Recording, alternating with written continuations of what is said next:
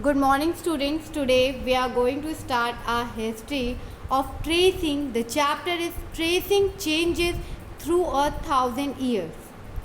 1,000 years में जो changes हुए हमारी हिस्ट्री में आज हम उसको स्टडीज करेंगे.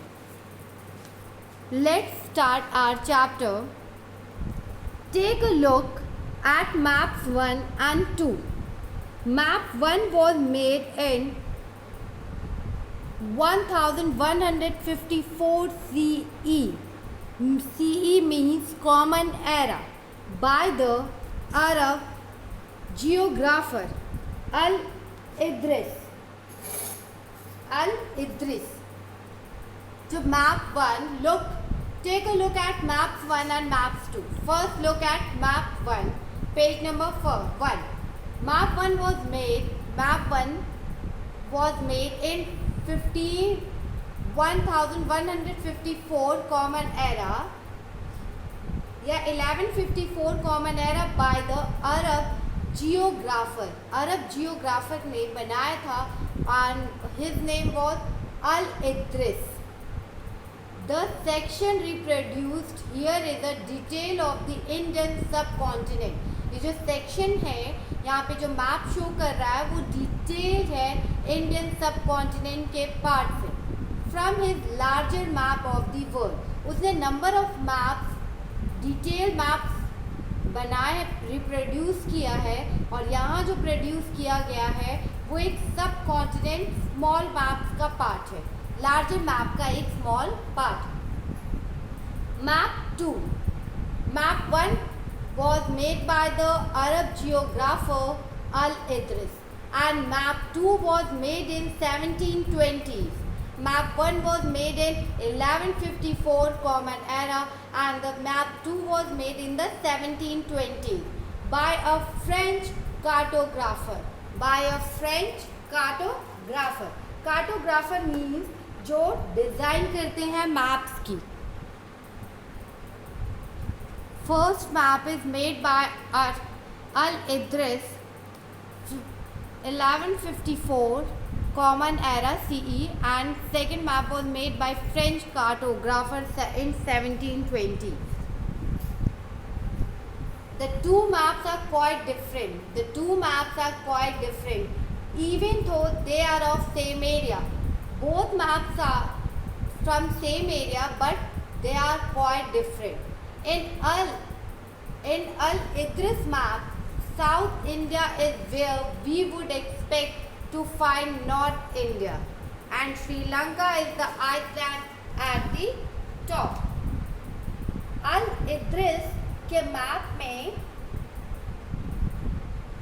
जो साउथ इंडिया है, Al-Idris में जो साउथ इंडिया है is where we would expect to find North India. जो साउथ इंडिया उन्होंने शो किया है उस जगह आज हम नॉर्थ इंडिया को सर्च करते हैं. And Sri Lanka is the island at the top, और श्रीलंका को उन्होंने आइलैंड टॉप पे शो किया है. Places names are marked in, जो places names are marked in Arabic and there are some well-known names like Kannauj in Uttar Pradesh.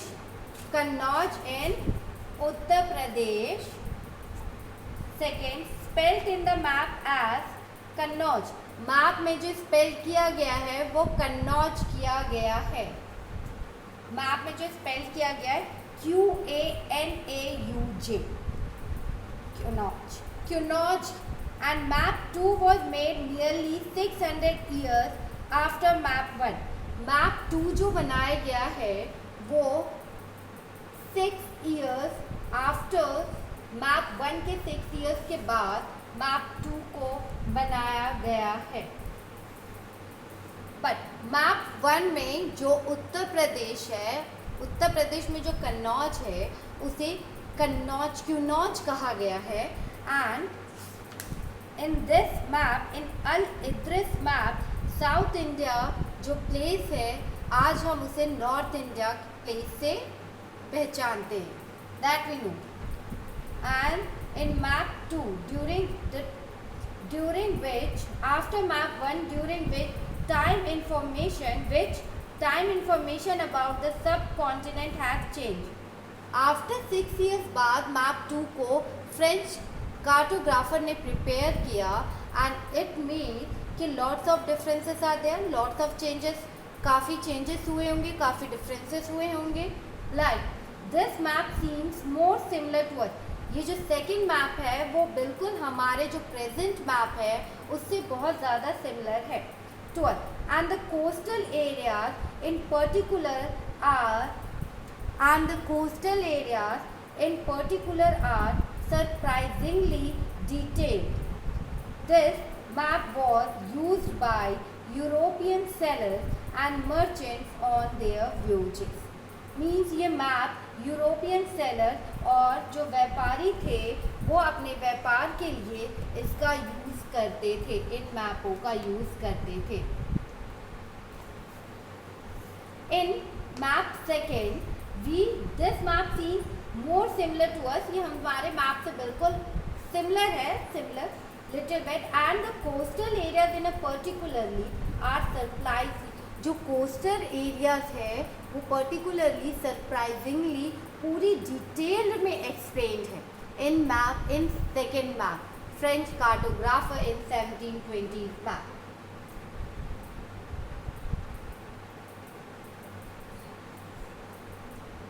Equally important is the fact, like look at the areas in the interior of the subcontinent on map 2. Look at these areas in map 2. Are they as detailed as those on the coast? क्या इसमें detail में explain है coastal areas, जो समुद्र के किनारे, जो sea, Arabian sea and bay of Bengal के किनारे हैं. Follow the course of the river Ganga and see how it is shown. Follow the course of river Ganga को देखिए कि वो कहाँ कहाँ मूव कर रही है. Why do you think there is the difference in the level of detail and accuracy between the coastal and inland areas in this map? आपको ऐसा क्यों लगता है कि इसमें कुछ डिटेल्स में डिफरेंसेस है in the level of detail और accuracy between the coastal and inland areas, between the coastal areas और inland areas, MP, Madras, inland areas like MP, Bhopal, Uttar Pradesh, इनमें why there is a difference? इसका क्या कारण हो सकता है? What is the reason behind this? Let's equally important is the fact that the science of cartography differed in the two periods. Most important thing is that equally important is the fact that the science of cartography is differed in the two periods. Science of cartography is different. Like in two periods, the maps are also different. In 1154 Common Era, map 1 जो अल इद्रिस ने बनाया था, reproduce किया था, and in French cartographer 1720s में जो map था, lots of difference थे because of the period gap 600 years, and from this 600 years gap, science of cartography is also differed in the two periods. When historians, जब इस two periods में science cartographies में, science में भी काफ़ी changes हुए थे. And when historians read document, जब हिस्टोरियंस डॉक्यूमेंट्स को रीड करते हैं, मैप्स को रीड करते हैं, टू डिफरेंट पीरियड्स के मैप्स को, टेक्स्ट को रीड करते हैं from the past, they have to sensitive to the different historical background, the context in which information about the past was produced. उन्हें डिफरेंट हिस्टोरिकल बैकग्राउंड से सब ने, जैसे अल इद्रिस ने इंफॉर्मेशन दी थी जो आज हम नॉर्थ इंडिया में, अल इद्रिस ने उसे शो किया था south India, and in French cartographer coastal areas को डिटेल में शो किया गया एंड इन लैंड एरियाज़ को डिटेल्स में बहुत कम एक्यूरेसीज में शो किया गया. दे आर डिफरेंट, बट हमें उनके बैकग्राउंड से हिस्टोरियंस को उनके बैकग्राउंड के अकॉर्डिंग उसे कंटेक्स्ट में पढ़ना चाहिए, because both decades are very much important from history point of view. Let's start our topic, new and old terminologies. Terminologies. And नई and पुरानी, you can say new and old terminologies.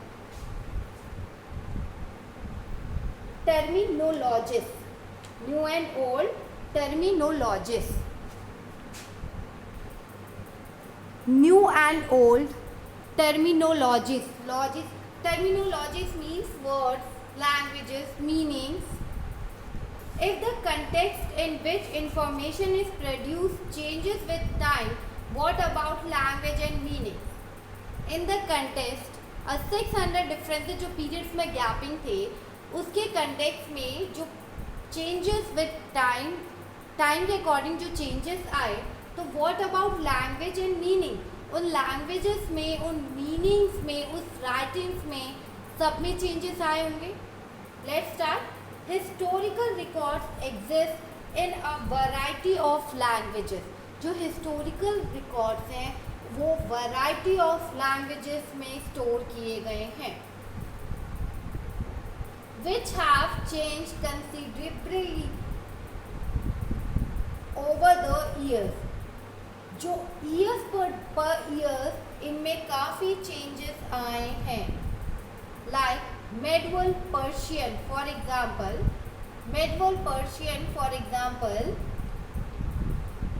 Is different from modern Persian. जो medieval Persian है वो different है modern Persian से. The difference is not just with regard to grammar and vocabulary. वो difference just not regard to grammar और vocabulary से. The meanings of words also change over time. जो meanings है words के, that also change over time. Take the term Hindustan for example. Take the term Hindustan. Today we understand it as India. Like that time we are using Hindustan and today we are using it as India. The modern nation state. India, the modern nation state. When the term was used in the 13th century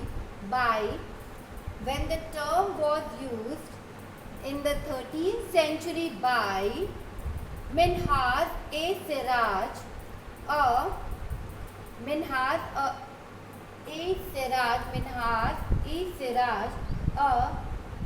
chronicler who wrote in Persian. 13th century में मिनहाज ए सिराज ने Hindustan word का, जो फारसी के इतिहास, फारसी थे मिनहाज सिराज, उन्होंने Persian language में लिखा था. Who wrote in Persian language. He meant the areas of Punjab Haryana and the land between the Ganga and Yamuna.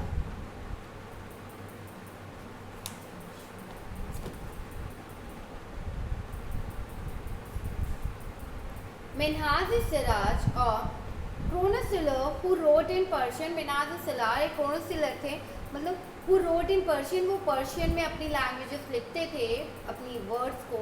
He meant the areas of, उन्होंने Punjab Haryana and the land between the Ganga and Yamuna को हिंदुस्तान शो किया था. द टर्म हिंदुस्तान उन्होंने Punjab Haryana, the land between the Ganga and Yamuna को हिंदुस्तान कहा था. मिनाज-ए-सिराज ने. हाँ, he used the term in a political sense for lands that were a part of the dominance of the Delhi Sultan.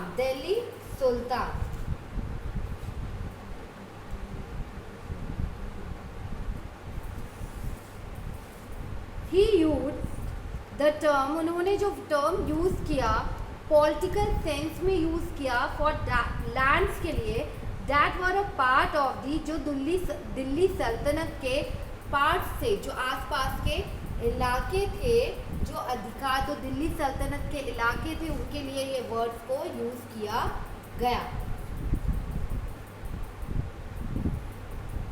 The areas included in this term shifted with the extent of the Sultanate. By the term never included South India.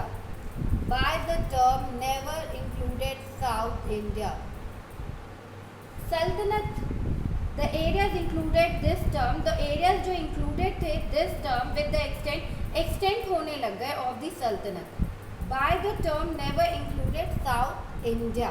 लेकिन जो South India में थे उनके लिए Hindustan word कभी भी use नहीं किया गया. तो South India, the term never included, the term जो South India, the term Hindustan never included in South India. साउथ इंडिया के पार्ट में हिंदुस्तान का यूज़ नहीं, वो टर्म यूज़ नहीं हुआ. Bye contrast in the early 16th century, by contrast, in the early 16th century, Babur used Hindustan to describe the geography. Early 16th century में बाबर ने यूज़ किया हिंदुस्तान को to describe, उन्होंने geography, हिंदुस्तान की geography describe करने के लिए the fauna and the culture of the inhabitants of the subcontinent को describe करने के लिए he used the term Hindustan. As we will see later in the chapter, this was somewhat similar to the way the 14th century poet Amir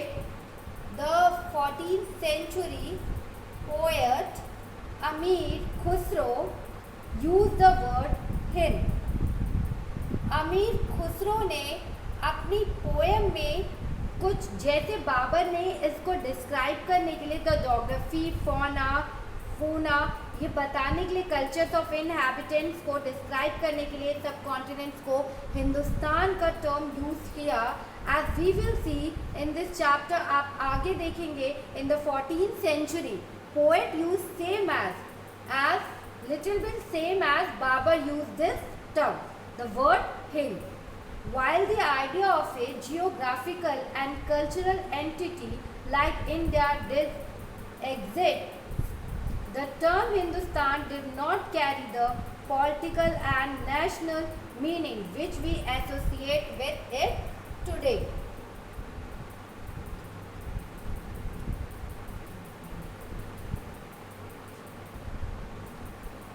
While the idea of a geographical and cultural entity like India did exist, in India when we use the term India, we connect the geographical and cultural entity, interconnected the geographical and cultural entity.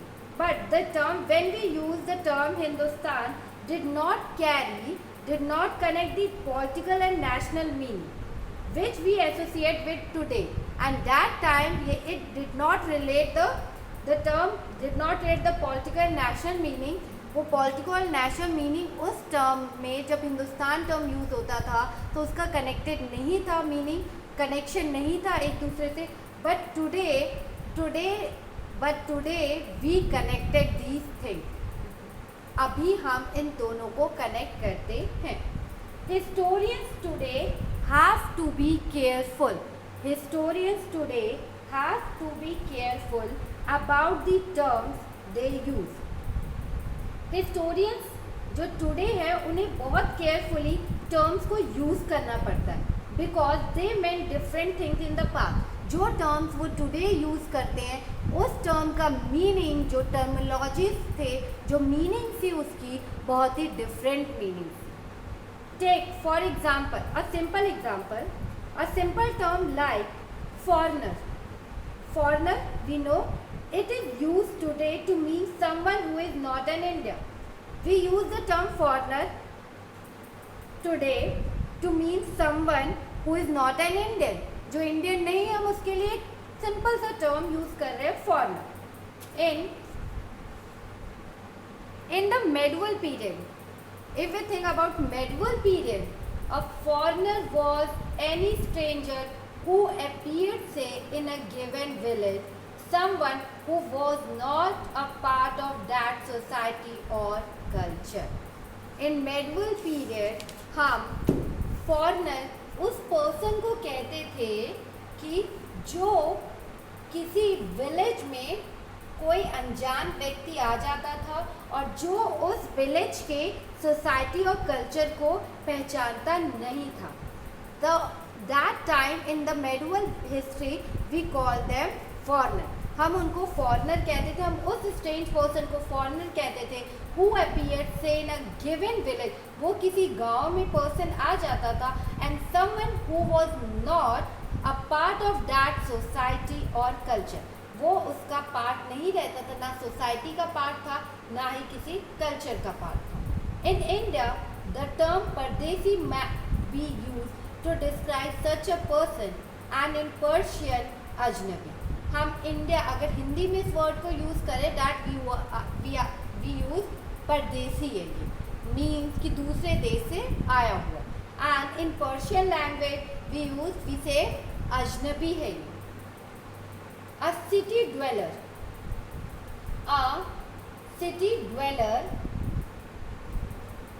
therefore might have regarded a forest dweller as a foreigner.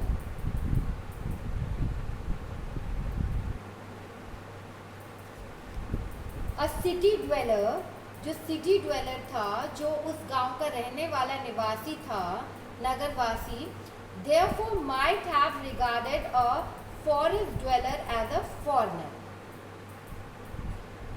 जो city dweller था, जो दूसरी जगह से जो forest dweller वहाँ आके बस जाते थे एज अ फॉरेनर, हम उन्हें फॉरेस्ट ड्वेलर या फॉरेनर कहते थे. But the pheasant living in the same village, but जो पीसेंट थे वो सेम विलेज में रहते थे, वर नॉट फॉरेनर्स. वो एक दूसरे के लिए फॉरेनर्स नहीं थे. Even though they have had different religious और caste backgrounds. देखिए, जो सिटी ड्वेलर्स थे, जो नगरवासी थे, अगर वहाँ पे कोई फॉरेनर आके बच जाता था तो दैट वी कॉल, हम उसे फॉरेनर कहते थे, या forest dweller, we call them forest dweller. But to peasant, दो किसान हैं जो एक ही गांव में रहते हैं, but they follow different religions, different cultures, different caste background, but we were not, but they were not a foreigner. लेकिन हम उन्हें foreigners नहीं कहते हैं. Let's start our next topic, historians and their sources. Historians and their sources. एक city dweller, जो city, जो नगरवासी जो विलेज में रहते थे, वो अगर कोई फॉरेस्ट ड्वेलर आ जाता था वहाँ, तो हम उसे, जो अगर कोई फॉरेस्ट ड्वेलर वहाँ पे आ जाए, मीन्स वी कॉल, कोई फॉरेस्ट से आ जाए तो दैट वी कॉल्ड, उसे हम फॉरेस्ट या फॉरेनर कहते थे. एंड जो विलेज में टू पीसेंट्स रहते थे, भले वो डिफरेंट कास्ट, डिफरेंट रिलीजन्स को फॉलो करें, देन हम उन्हें क्या कहते थे? हम उन्हें फॉरेनर्स नहीं कहते थे. Let's start our next topic, historians and their sources. क्या क्या हिस्टोरियंस के सोर्सेस थे कि हमें हिस्ट्री के बारे में पता चलता है, हमारे मेडिवल हिस्ट्री में क्या हुआ, मॉडर्न हिस्ट्रीज में क्या हुआ, आर पास्ट में, हमारे पास्ट की हिस्ट्रीज में क्या क्या हुआ.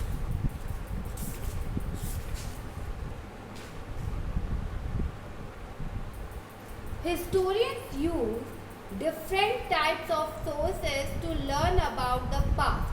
Historians use different types of sources to learn about the past depending upon the period of their study and the nature of their investigation. Historians use different types of sources. For different types of sources they use for to learn about the past. Depend करता था upon the period, वो किस period को studies कर रहे हैं, and the nature of, और उन्होंने कौन से नेचर से उसको इन्वेस्टिगेट किया है या कौन से सोर्स को वो यूज़ करके उस पीरियड की स्टडीज कर रहे हैं, and the nature of their investigation. Last year for example, take example, you read about the, आपने लास्ट ईयर पढ़ा था rulers of the Gupta dynasty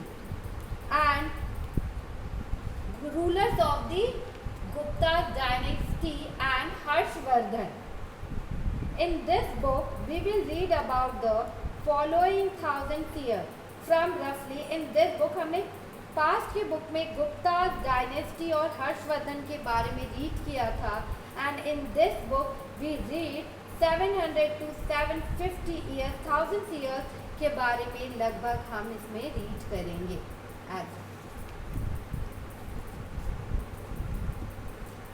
You will notice some continuity in the sources used by historians for the study of this period. You will notice some continuity in the sources. आपने if you will notice some continuity in the sources used by historians for the, जो historians sources का use कर रहे हैं, continuity studies कर रहे हैं of this period को, वो इस पीरियड को कंटिन्यूटी स्टडीज कर रहे हैं.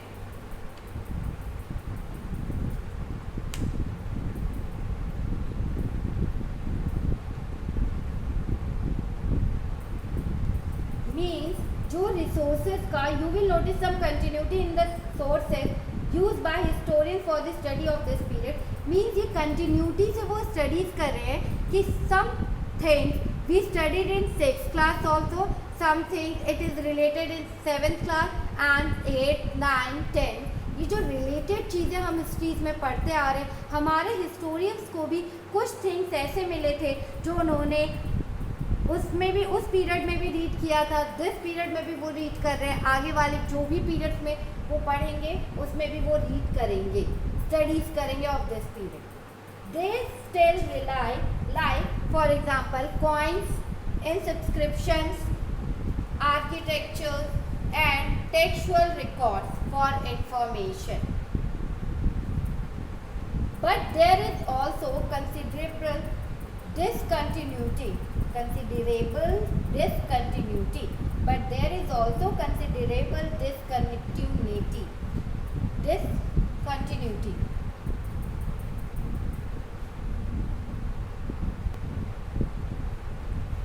They still depend on coins, inscriptions, architecture and textual records for information for their investigation. अभी भी हिस्टोरियंस हमारे इस पे डिपेंड है, और जो हमारी हिस्ट्री है वो कंटिन्यूटी से चली आ रही है एक दूसरे पे डिपेंड होकर.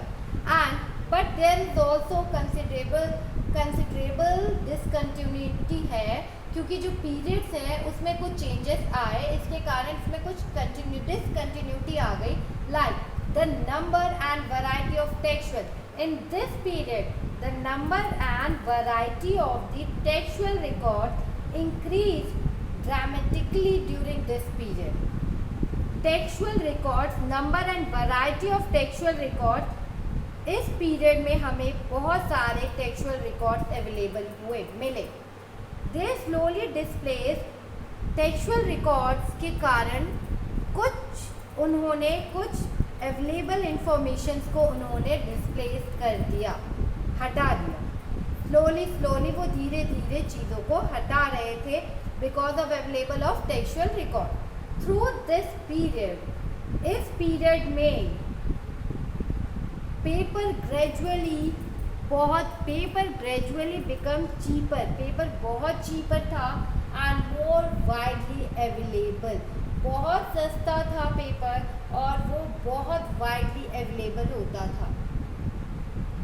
People use it to write holy text, people इसको यूज करते थे होली टेक्स्ट लिखने के लिए, मीन्स होली मीन्स धर्म की बातों के लिए। Chronicles of rulers, chronicles rulers ने कब से कब तक राज्य किया। Letters teaching of son and petitions लिखने के लिए एंड जुडिशियल रिकॉर्ड्स के लिए and for registers of accounts and taxes के लिए ये पेपर्स का यूज करने लगे। Manuscripts were collected by wealthy people, जो मैन्युस्क्रिप्ट्स थे वो सिर्फ वेल्दी पीपल्स ही उनका यूज करते थे।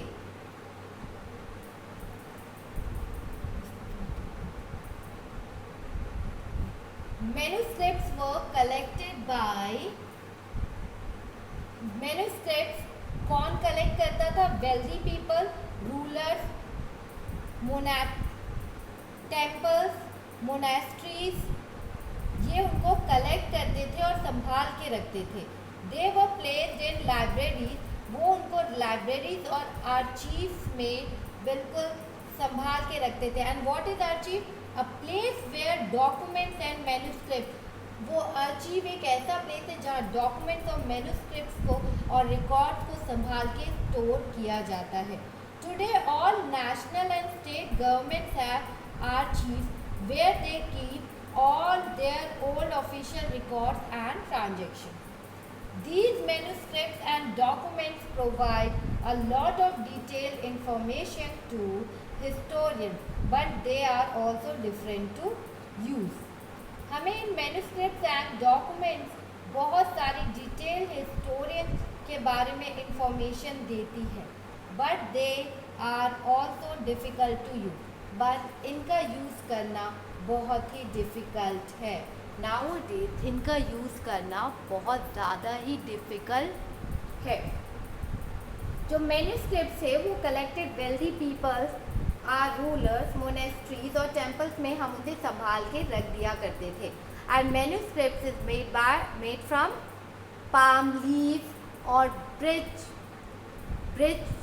और बार्क, ब्रिज ट्री के बाग से बनता था, पाम लीव से बनता था, पाम लीव्स पे लिखा जाता था, ब्रिज ऑफ बाग पे मैन्युस्क्रिप्ट्स को बनाया जाता था, लिखा जाता था, पेपर की कटिंग कर दी जाती थी, paper size in rectangular shape. ये टेम्पल्स एंड मोनेस्ट्रीज रूलर्स या वेल्दी पीपल्स के पास सेफ रहते थे और उनको एक लाइब्रेरी या आर्चीव्स में रखा जाता था। टुडे स्टेट लेवल या सेंट्रल लेवल पे आर्चीव्स की डेवलपमेंट की गई है कि वहाँ पे हमें ओल्ड ऑफिशियल रिकॉर्ड्स को बहुत ही ज़्यादा सेव करके रखा गया है। Let the value of a paper, we know the value of a paper, value of a paper is very much important value. Compare the following, let's compare the following. In the middle of the 13th century, a scholar wanted to copy a book, but he did not have enough paper. So he washed the writing of a manuscript he did not want, dried the paper and used it. In 13th century, एक scholar थे जो wanted to copy a book. वो चाहते थे एक book, उन्हें book की बहुत ज़रूरत थी उनकी लिपि की, वो चाहते थे, scholar wanted to copy a book, वो कॉपी, उस बुक की कॉपी लिखना चाहते थे। मीन्स एक कॉपी बनाना अलग से, photo copy you can say. उनके पास that, but he did not have enough paper, so he washed the writing of a manuscript, so he washed और so he washed some manuscript, जो manuscripts में write down चीज़ें थी जो उनके use की नहीं थी, उन्होंने कुछ मैन्युस्क्रिप्ट्स को वॉश्ड कर दिया and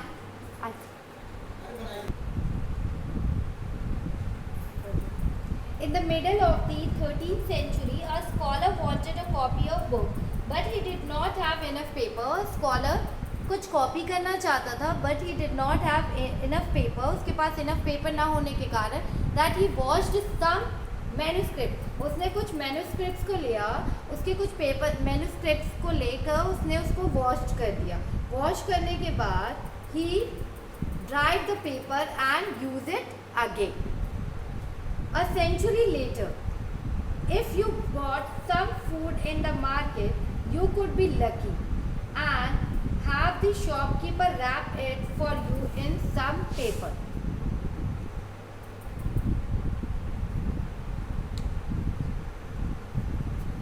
If a century later, if you are lucky, अगर आप lucky हैं तो आप कुछ food खरीदने जाएंगे and the shopkeeper wrap it for you in some paper.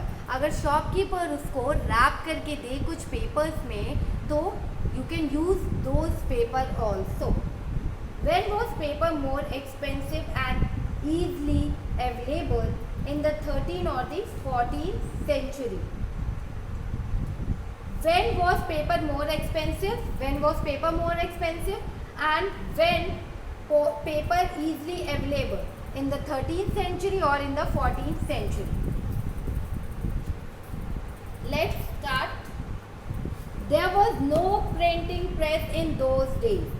Those days printing press available नहीं थे. So scribes copied manuscripts by hand. Scribes जो थे वो manuscripts को copy करते थे by hand. By hand से वो लिखते थे. उसको कॉपी उसकी मैन्युस्क्रिप्ट्स की कॉपी बनाई जाती थी बाय हैंड से वो राइट डाउन करते. If you have ever copied a friends homework you would know that this is not a simple exercise. अगर हम कोई मैन्युस्क्रिप्ट्स की कॉपी लिख रहे हैं तो वो बहुत सिंपल एक्सरसाइज नहीं थी. ये हमें पता है. जिस दिन हम एब्सेंट होते हैं और अपनी फ्रेंड की कॉपी लेकर होमवर्क पूरा करते हैं तो it was not a simple exercise. We know that. Sometimes you can not read your friends hand writing. Sometimes it happen we can not read our friends hand writing and are force to guess what is written and हमें guess करना पड़ता था what is written in my friends copy. As a result there are small but significant differences in your copy of your friend's work. As a result, there are small but significant differences. Means हम जानते हैं